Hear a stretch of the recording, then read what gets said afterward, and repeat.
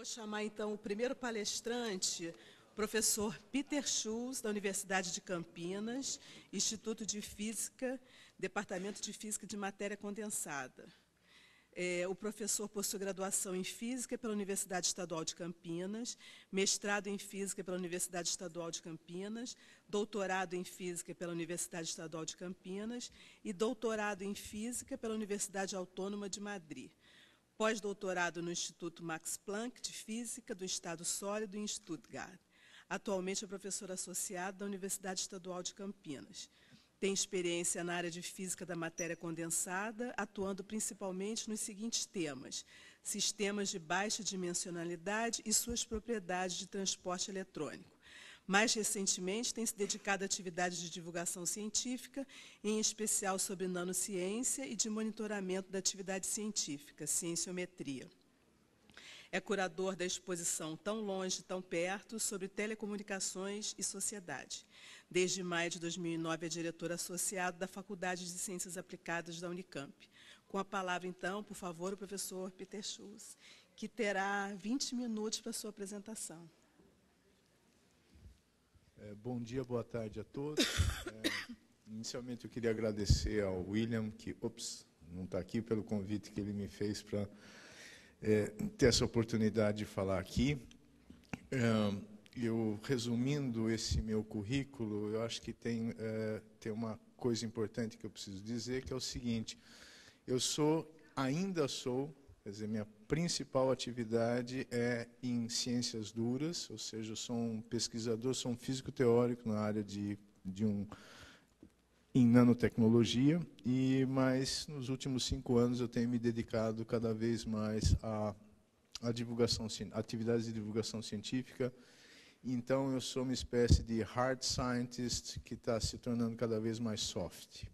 E essa é uma perspectiva importante do que eu vou falar aqui. Isso é importante ter em mente, esse background. E uma outra informação importante é que essa vice-diretoria que eu tenho aí é uma nova faculdade, que é a Faculdade de Ciências Aplicadas da Unicamp. Ela começou suas atividades no ano passado, e ela é uma faculdade sem departamentos, 8 cursos diferentes de engenharia de produção, a ciência dos esportes, ancorados num núcleo de disciplinas de humanidades, comum a todos, né? Isso é importante. E também é uma universidade, a Unicamp, que, embora seja mais conhecida pelas suas atividades de pesquisa, no ano que vem vai começar um programa chamado Profis, que é Programa de Formação Interdisciplinar para os 120 melhores alunos do Enem.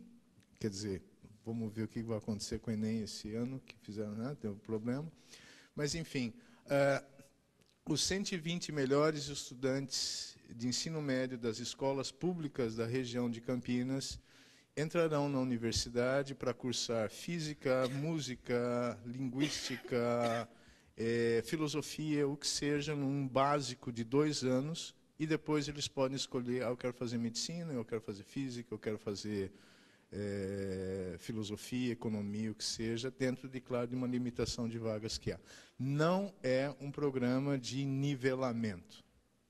É realmente uma tentativa de mudar a concepção de que aos 17 anos eu tenho que saber que eu quero ser um engenheiro de automação industrial para trabalhar em tal setor. Não, aos 17 anos ninguém sabe disso. Aos 19, 20, quem sabe, mas depois de ver uma série de outras coisas. Então, é essa perspectiva que eu acho que é importante, porque várias coisas talvez fiquem mais claras aqui do que eu vou falar. Muito bem. Então, o tema é o desafio de uma formação realmente interdisciplinar em nanotecnologia.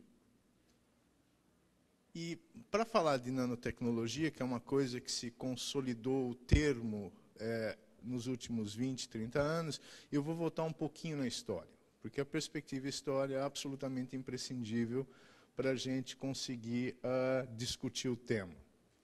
Em particular, o marco, eu coloco a fundação da ciência moderna, não com Galileu Galilei, mas sim com o surgimento da primeira organização, ou seja, científica, que é a Royal Society, ou seja, a organização da pesquisa da ciência como atividade humana.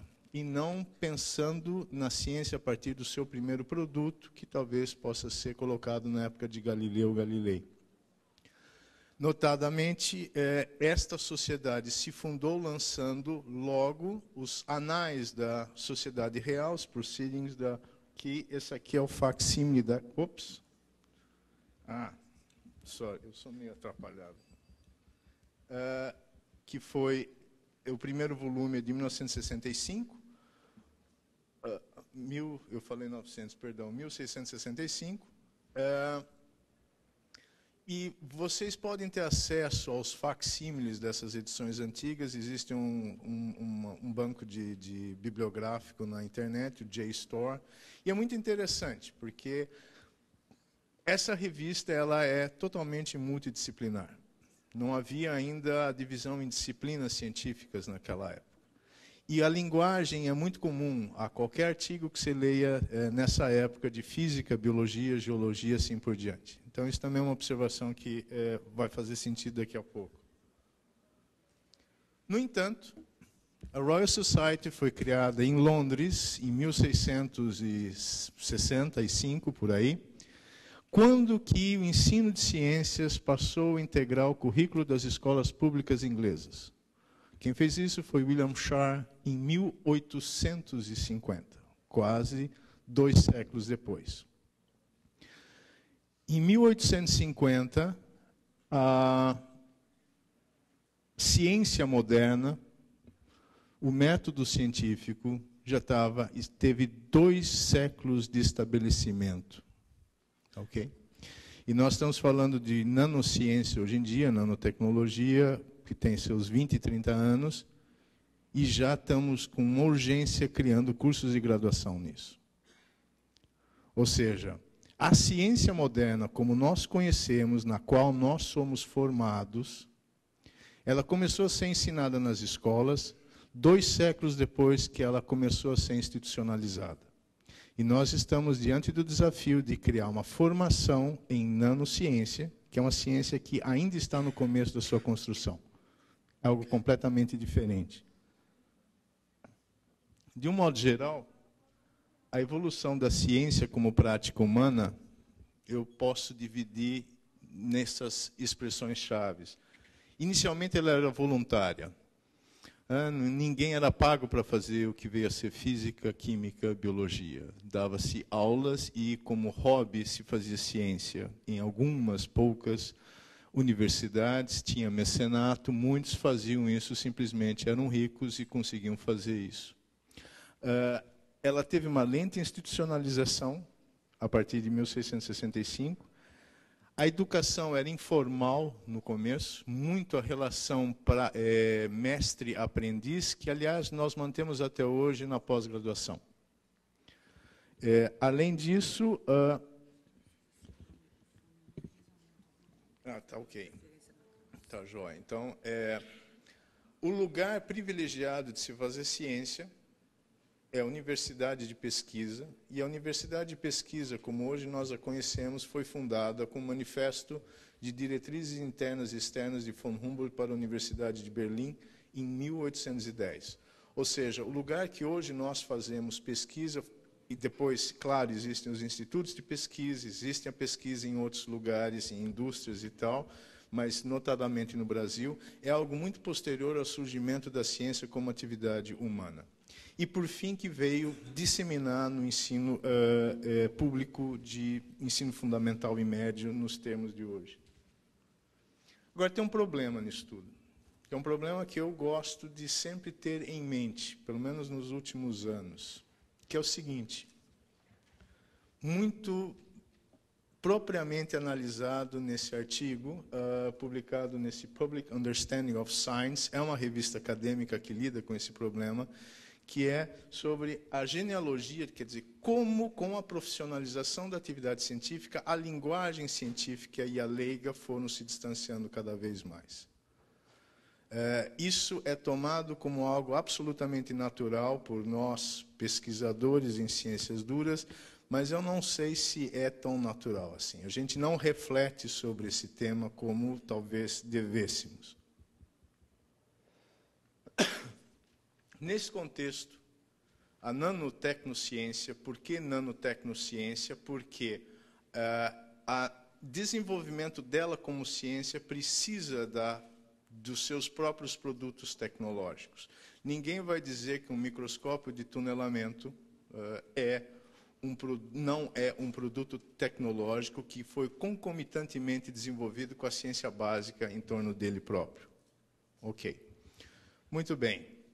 Então, por isso que eu chamei de nanotecnociência. E o que acontece aqui é que este artigo colocado na Nature Nanotechnology há 2 anos atrás resume uma questão, ou coloca uma questão importante. Será que a nanotecnologia é um exemplo de uma nova abordagem de ciência tecnológica? Bom, e depois a outra frase é um tema de discussão aqui em todas as suas palestras quase. Que nova forma de produção do conhecimento é essa? É algo bastante discutido. Entrem no Google em modo 2 de produção do conhecimento. Tem uma participação de um sociólogo brasileiro que é bastante importante, que é Simon Schwarzman, que é o seguinte: o modo 2 de produção de conhecimento é algo que tende a ser interdisciplinar, com motivações extramuros da universidade, do mundo acadêmico, ou seja, pode ser uma demanda que a sociedade coloca para a academia. E a apreciação pelos pares obviamente, continua sendo importante como reguladora da qualidade da atividade, mas busca-se outros tipos de motivações, ou seja, algum produto fora do mundo acadêmico. Ok? E a nanotecnologia ela é interdisciplinar por natureza. Aqui nós vemos que questões que ela coloca são de interesse de vários agentes sociais fora da academia. Okay? Então, ela é um exemplo muito bom desse modo 2 de produção do conhecimento. A interdisciplinaridade, ela se verifica basta ler os índices ou as organizações das revistas especializadas sobre o tema, como, por exemplo, essa Nanotechnology, que vai desde propriedades de materiais, síntese de materiais que é química, física quântica, eletrônica e fotônica, métodos de processamento que é engenharia. Deixa eu chamar a atenção de um ponto, no entanto. Uma grande pensadora da interdisciplinaridade, Julie Thompson Klein, resumindo aqui, argumenta que qualquer atividade interdisciplinar incorpora uma rede complexa de fatores históricos, sociais, psicológicos, políticos, econômicos, filosóficos e intelectuais. A gente não pode pensar uma nova atividade científica sem pensar em como as diferentes partes vão se conversar e o que vai surgir disso aí. Em particular, disciplinaridade é um tema complicado. A ciência moderna, ao se profissionalizar, ela, ao mesmo tempo, se disciplinarizou. Nós falamos muito sobre transdisciplinaridade, multidisciplinaridade, interdisciplinaridade, codisciplinaridade, não disciplinaridade, além da disciplinaridade, e essas definições são um pouco fluidas. Eu gosto da definição de interdisciplinaridade, que é essa aqui. Ela envolve o ataque de um assunto de vários ângulos e métodos, levando finalmente à ultrapassagem dos limites disciplinares, com a formulação de novos métodos para a compreensão do assunto em questão. Isso é dificílimo. Colocar um biólogo e um físico teórico para conversar, até se estabelecer uma linguagem comum, talvez nunca aconteça entre indivíduos isolados aí. E eu não acho que está tendo a preocupação necessária de buscar mecanismos, de se pensar em como fazer isso. A gente justapõe coisas e vê se a coisa acontece um pouco. Então, o desafio proposto é uma educação formal superior, é isso que nós estamos falando aqui, graduação em nanotecnologia, nanociência, em um ambiente fortemente disciplinar, de um novo modo de produção do conhecimento, que é interdisciplinar. Então, a gente está concebendo cursos baseados na nossa própria disciplinaridade. Se nós temos que agregar a física, a biologia e química, nossa ideia é, bom, basta então criar umas matérias e acrescentar. Não é isso, porque nós estamos lidando com a gestação de uma nova maneira, talvez, de produção do conhecimento, e isso tem que ser levado em conta. E as respostas aos desafios, são várias, pensando em graduação, em nanociência e nanotecnologia. Eu peguei um exemplo da Universidade Estadual de Nova York, na América, e um exemplo na Europa, que é o da Universidade de Basileia, associado ao Instituto de Nanotecnologia de lá. Então, vamos lá. Quando a gente lê esses anúncios, né, que é a brochura de introdução ao curso, eles são muito parecidos, né, da Universidade do Estado de Nova York.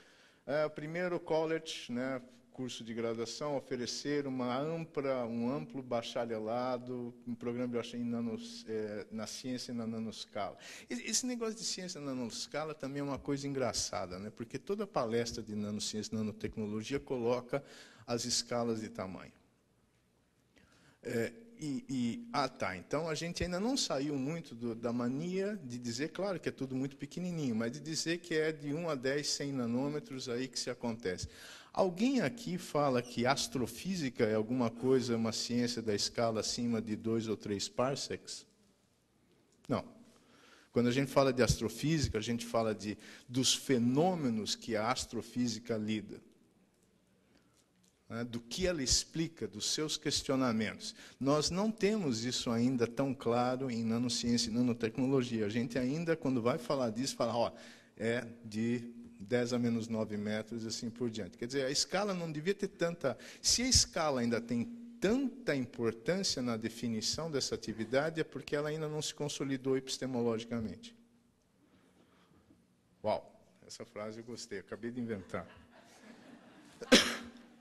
Esse currículo da Universidade do Estado de Nova York é algo, vocês podem entrar no site, aqui, você tem lá o programa, ele é usual, Física 1, Física 2, Física 3, Química 1, Química 2, Química 3, Biologia isso, Biologia aquilo, algumas práticas que tentam juntar isso, mas tem uma coisa que eu achei interessante, que tem 4 disciplinas que olham para as humanidades. Uma é, na verdade, uma introdução geral à nanociência e nanotecnologia, uma sobre o que são tecnologias disruptivas, ou seja, tecnologias que realmente rompem com paradigmas estabelecidos, e tem os impactos econômicos da nanotecnologia e impactos sociais da nanotecnologia.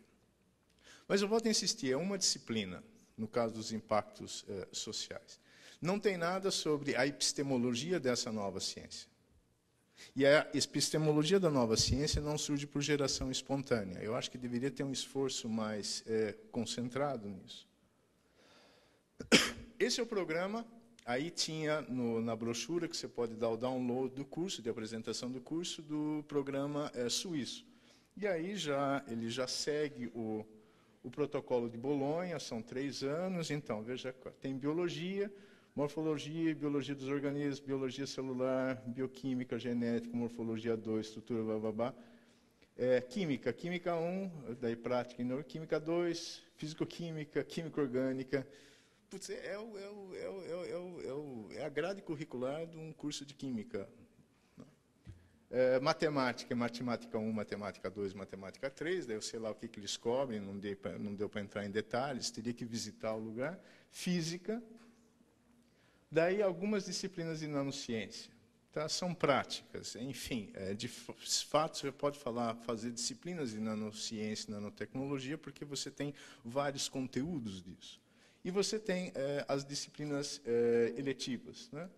Matemática 4, Bioenergética 2, Química Analítica 1, Química Inorgânica 1, Química Bioorgânica, Prática, Nanofísica, Quantum Mechanics, Molecular Motors, etc. E tal. Você vê que não tem nenhuma disciplina de humanidades aí. E aqui, suíço é suíço, né? Então, lá na apresentação já tem a pizza na parte fundamental do curso e na parte mais avançada, qual que é a proporção das disciplinas em biologia, química, nanociência e suas eletivas. E, para a grade curricular de 2010, né, que se abaixa em outro lugar, a brochura ainda não foi feita, aparece Angewandte Ethik, que é ética aplicada. Aí surgiu, nessa reformulação, uma disciplina que, ética, possivelmente é algo importante. Eu estou falando num tom que é levemente irônico, mas ele é provocativo mesmo, porque eu acho que isso precisa ser discutido com mais profundidade, e eu vou dar um exemplo nisso aqui. Essa é uma tabela que aparece num artigo de 2008, que vai ser referenciado mais na frente. Eu juntei ela ontem à noite, porque eu achei muito interessante, é o seguinte, é a compilação dos cursos de graduação, mestrado e doutorado que nós temos pelo mundo naquela época. Então, no Brasil, tem a Universidade Federal do ABC, com mestrado e doutorado, e tem o curso da Unifra de mestrado, ainda não tinha de Federal do Rio de Janeiro, nem a da URGS, por exemplo. Tá? Mas nota atenção o seguinte, olha que interessante, ontem teve um comentário aqui de um pesquisador australiano sobre a regulamentação e tal, e aparentemente pelo survey, pelo conjunto de cursos, realmente é um tema que eu acho que tem um certo privilégio na Austrália, porque o número de cursos de graduação na Austrália e Nova Zelândia é proporcionalmente elevadíssimo em comparação com o resto do mundo. A mesma forma na Índia. É impressionante aqui a preocupação disso aqui. E a ausência da China, por exemplo. Não sei se foi um erro da pesquisa deles. Esse número, evidentemente, cresceu de lá para cá. E no Brasil, eu ia comentar, mas vai ser comentado depois, o exemplo da Federal do Rio de Janeiro e da URGS, depois a gente conversa sobre. Mas o que eu noto de um modo geral, nesses currículos? Olhando os currículos e não conhecendo a realidade de lá. Se a realidade, por exemplo, da Federal do Rio de Janeiro é muito parecida com a da Unicamp, eu acho que é, aí você criar um curso realmente novo, nenhuma congregação dos institutos parceiros vai permitir que você crie uma nova disciplina adequada, você vai ter que ir lá pegar, ou você pega a nossa Química 1, nada feito. Tá? E é um problema sério, é uma camisa de força terrível isso. Então, não temos uma discussão de uma nova produção de conhecimento que precisa ser feita. A multidisciplinaridade ela é por acumulação de conteúdo, quer dizer, juntar as disciplinas. É uma aglutinação das disciplinas já existentes, porque ninguém quer discutir, ninguém permite nas instâncias administrativas discutir a criação de novas disciplinas, porque vai aumentar a carga didática dos professores, assim por diante, patati patatá. E a armadilha das humanidades apenas como um complemento e não como uma parte essencial do currículo. Isso é uma armadilha. Né? Ninguém vai deixar de ser um hard scientist competente se tiver, em vez de uma disciplina de humanidades, 5 ou 6. Aliás, em Harvard é assim com o seu core curriculum. E esse é o artigo que faz aquela lista de matérias, enfim, aquela lista de cursos que tem no mundo em 2008, que foi apresentada nessa Conferência Internacional de Educação e Engenharia. Essas são as conclusões. Né? Tentativas de introduzir nanotecnologia têm sido parcialmente bem-sucedidas devido à falta de uma estratégia coerente, blá, blá, blá, blá, blá, blá. Mas ninguém discute o que seria essa estratégia coerente, por exemplo. E uma formação estruturada, temos que ter isso. Não apenas em novos conteúdos, mas sobre o reconhecimento de que há uma nova forma de produção do conhecimento. Tá? E aqui eu posso dar uma alegoria. Quer dizer, uma nova produção do conhecimento gera complexidade, convergência de conteúdos e na emergência de novas visões de mundo. E eu vou dar um exemplo disso. Vocês estão numa aula de artes plásticas, e eu vou dar elementos para vocês comporem um quadro. Os elementos são berinjelas, pode ser uma disciplina de física, por exemplo. Cenouras, que poderia ser química. Cebolas, vocês façam a analogia que vocês quiserem. Tomates. E uma uma caçambinha aí. E pode encontrar outros. O que vocês vão gerar com essas disciplinas, entre aspas, com esses elementos? Muito provavelmente, que currículo nós vamos ter disso? Muito provavelmente isso aqui. Uma natureza morta. 99% das pessoas, se veem frutas e utensílios domésticos para pintar um quadro, vai falar, o tema é uma natureza morta. Será que pode ser assim só? Vamos reorganizar essa natureza morta. Vamos tentar pensar em outra coisa. Eu vou colocar em uma outra posição. Né? Aquela caçamba estava deitada com as frutas caindo, agora eu vou pôr tudo lá dentro. Mas agora eu vou colocar isso de cabeça para baixo. Isto é complexidade, isto é emergência. Não é o mesmo, é algo novo, é mais que a soma das partes. E nós temos que pensar currículos dessa forma. E isso não é novidade. 30 segundos. Isso não é novidade, porque eu me atrapalhei aqui um pouco. Existe um documento interessante, está aqui, que é Educando Engenheiro para 2020, e é muito interessante. Não é engenharia engenharia em nanociência, nanotecnologia, sim, engenharia mecânica, engenharia civil, engenharia naval. Diz o seguinte, excelência técnica é o atributo essencial dos graduados em engenharia, mas esses graduados devem ter ferramentas de equipe, comunicação, pensamento ético e contextualização social e global, e também entender estratégias de trabalho.